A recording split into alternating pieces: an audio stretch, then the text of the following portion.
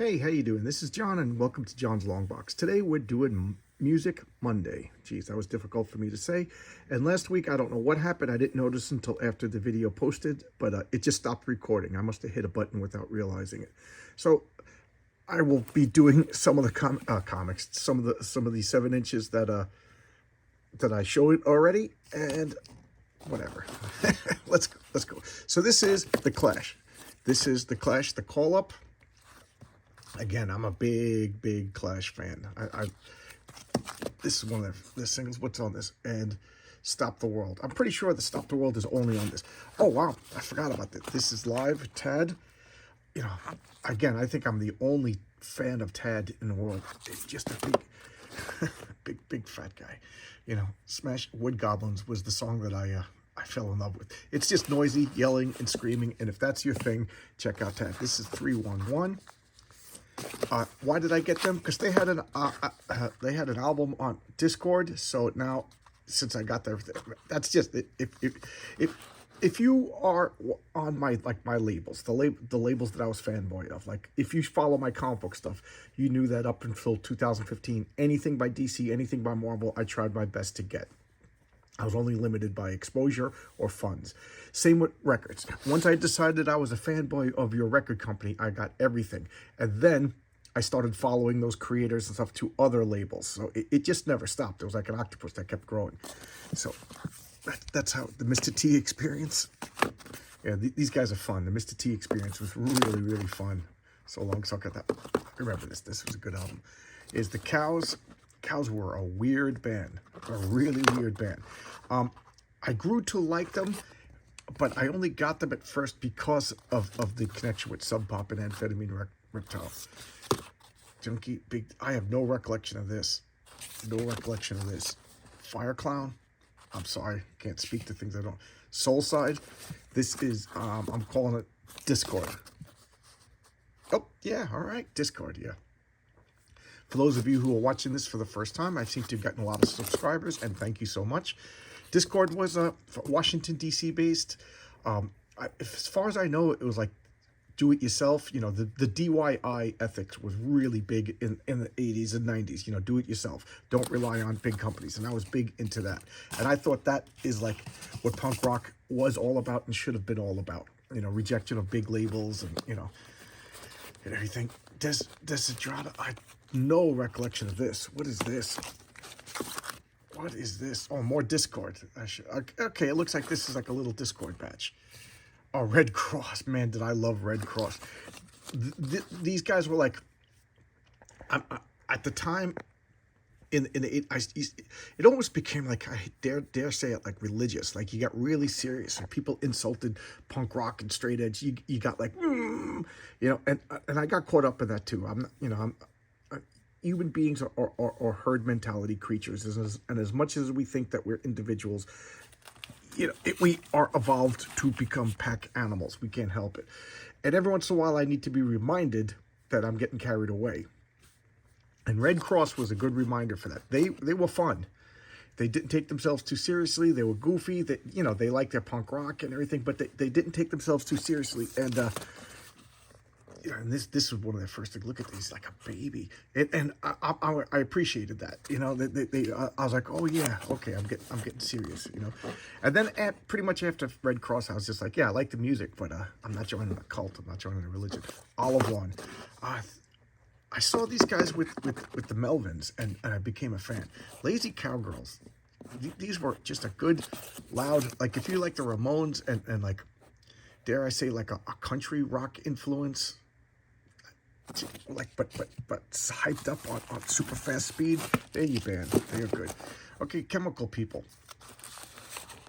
These were like, this was like the first band they really got into like porn stars. You know, so they would have like legit porn stars on their album covers. And you know, and when you're 19 years old, you think that's the coolest thing, right?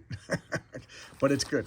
You know, they're doing the legendary porno movie Black Throat that I think was like Tracy Lord's debut when she was 15 years old. It caused all the problems, you know, and it did have a great soundtrack. I'm not gonna lie. So yeah, they're doing a cover of that. Oh, Marble Orchard. It's It's My Time. And what was in this? You know, sometimes I wrote letters to people, and okay, a little catalog. Okay, cool. Because sometimes I wrote fan letters, and sometimes I went to bands, and I would get like flyers, and I'd stick the flyers inside. But they're mostly in the 7-inch, the LPs. I didn't think that. I got corrected. You see, me and my friends always said 45s, but I got corrected that the cool punk rockers said 7 inches. So I want to be cool. Let's all be cool. And then the Head Coatees.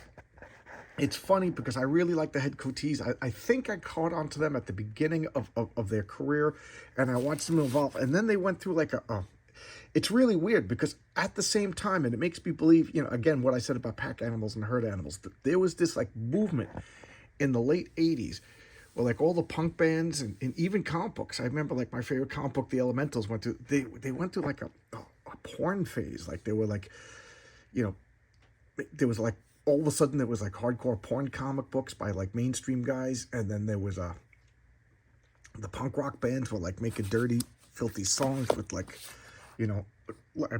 look, okay.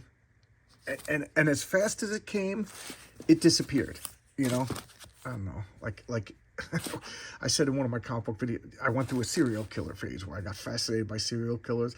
And I think, I don't know, maybe it lasted a year or so. I think we all do that. We get kind of like, I remember when I got into beer, oh my God, I had to drink more beer than anybody else. And then I got into pot. I had to smoke more pot than anybody. But these phases didn't last long. I think that's normal. Like when you're before 21, you go through these like little miniature identity crises. Now my identity is just leave me alone. What gets me through the day without other people, bothering other people and other people bothering me. Die for oil. Again, this is a Jello Biafra. I have a love-hate relationship with Jello Biafra. I won't go into it. Spinal Tap, Christmas with the Devil. Again, Spinal Tap was funny. Sonic Youth, cool thing.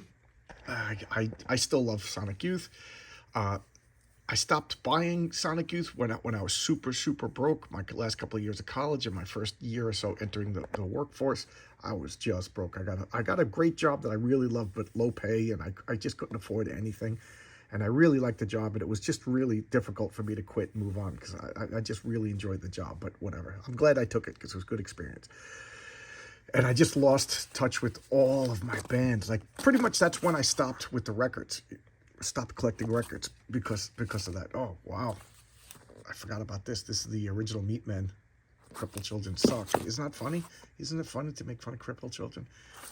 Just, again, I was a stupid kid. Didn't realize, like... What is this?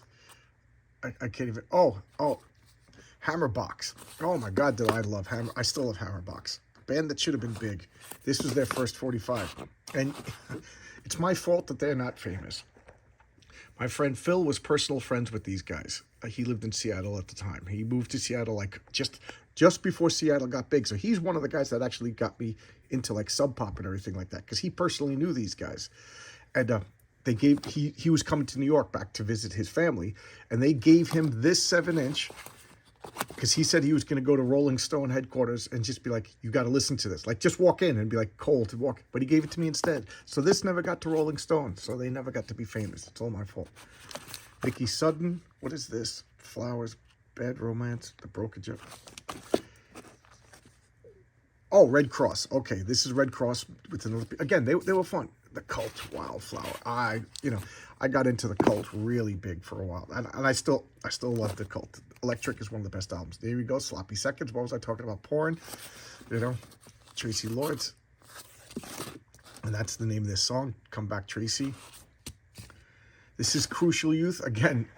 Just like Red Cross, Crucial Youth was a band that they were goofy. They were into straight edge. They liked the music, and everything, but they were not joining a cult. They just wanted to be fun and have fun. So they kind of goofed on it. Like at this point, straight edge, put the X on your hand. I don't drink, don't smoke, don't F. At least I can FN think, which is funny because they all have to think the same way.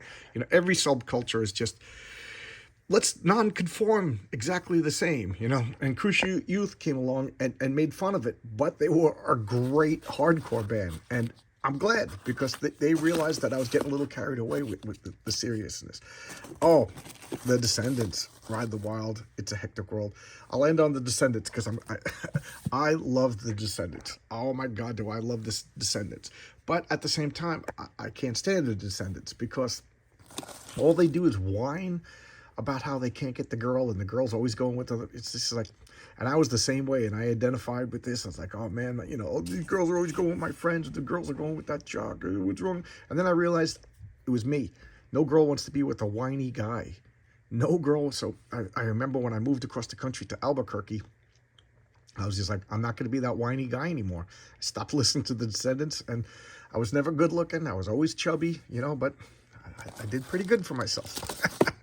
Sorry, Descendants, you know, you kind of held me back for a couple of years, girl-wise, you know. But now I'm at the point I can listen to them again. But, you know, if anybody listens to The Descendants, knows what I'm talking about, could you please comment? Let me know. I would love to know what you think about what I just said. All right, so there you go. That's Monday music for this week. Thanks a lot. Bye-bye.